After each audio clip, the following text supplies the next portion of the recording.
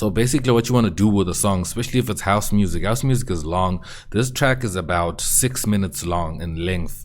So this is basically a full mix, which means that it is a mix that I would give to DJs to play. And the mix that is given out to DJs is different from a mix that you're going to send out to radio. A mix that is sent out to radio is usually around 3 minutes in length, because it doesn't have like that really long empty intro and that really long empty outro as well. So it doesn't have those parts. It's just, it has that middle section, where the track is really hot and where everything is really coming together, and it's really brief. But this is basically the full mix of a track. So what you want to do with the full mix is you want to have an intro. So my intro is starting all the way from here, from 1 up until 33. Right here where I just marked. So let me actually add a marker and rename that marker and say intro.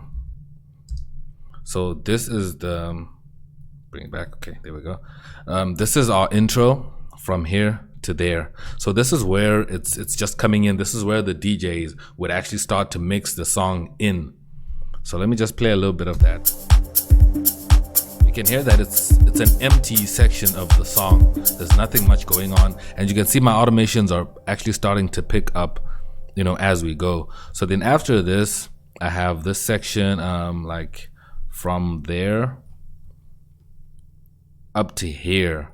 This is basically where my instruments start to pick up. Like as you can see, this instrument starts to play, it picks up, and this one also starts to play. So when we get to the section over here, you can hear it's different.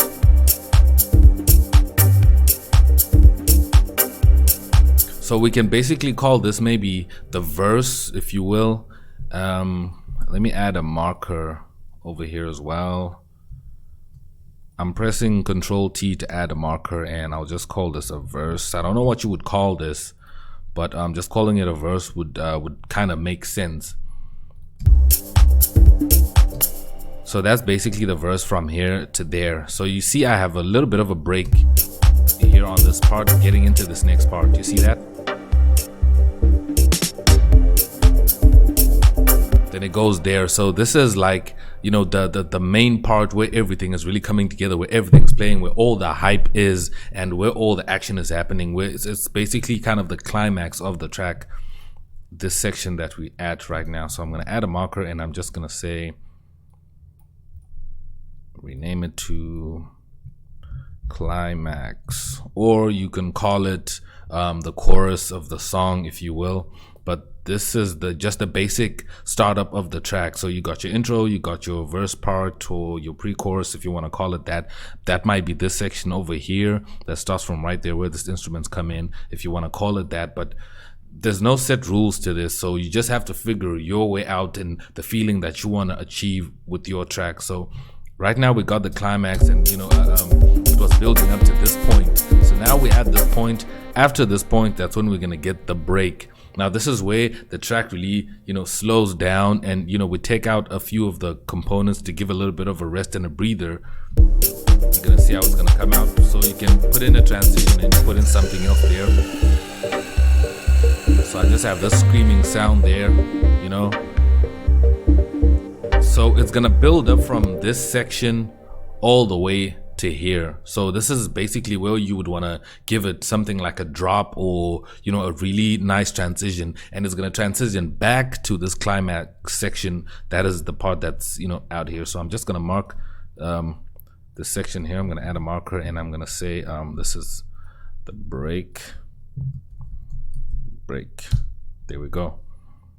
So this is a section where it's it's going to take a break, and you just people have been listening to the beat pound for like 3 minutes already. So this is the time where you actually give them a break, and just give a little bit of a rest, because house music tends to be long for people that really don't understand house music. So it's just good to give it a little bit of a break, and then you build it back up to go back to your climax. So you need to just always have this kind of a part in your track, so that your song is not too repetitive. That's all we're just trying to do with these arrangements, is to cut out repetitiveness. So let's play that transition again.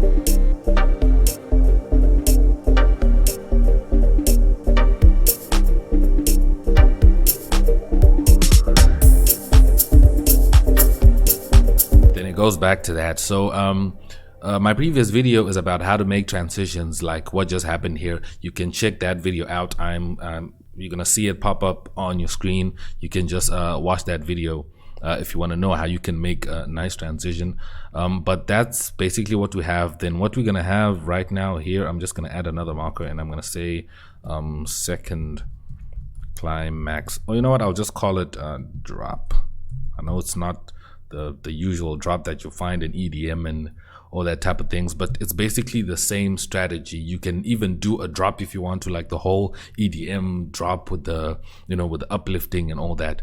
Then what you have now after the drop over here is now your outro. So if I add a marker, I'll just say outro. This is where now you're done. You're now kind of breaking the track apart. You start to take out the instruments as they came in, or however you want to do it. And you can see my automations are actually starting to come down and slide down, and my instruments are starting to fade away up until the end, you know, as we get to 6 minutes.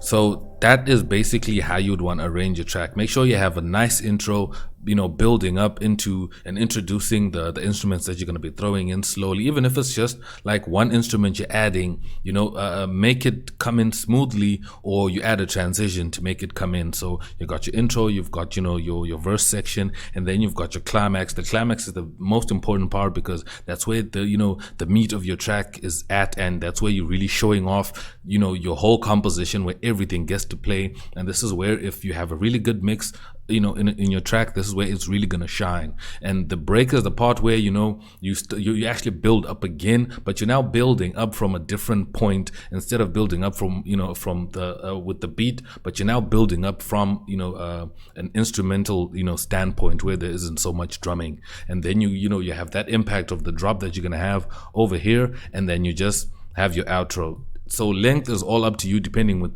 how you want to really showcase and present your track, because that's what arrangement basically is, you know, you showing off your track and kind of, you know, presenting to the listener, you know, taking them through a whole journey with your track. So if that makes sense, you know, leave a like down below. Let me know how you structure your songs, you know, what kind of parts that you put in, what you call the parts that you put in your track. I know a lot of people do this really differently, but this is basically how you'd want to do it in a simple, you know, way, in a starter point. And you can actually have kind of a template. If you want to make a template of this kind of arrangement, you can save this as a template, so that whenever you're starting a track, you can start it with all these markers loaded on, so you know exactly where to place your parts in your project. So if you find this really helpful, leave a like down below. If you're new to the channel, consider subscribing. I have a lot of, you know, valuable information about creating music on this channel. I'm gonna check you guys out in my next video. I'm X and I'm out.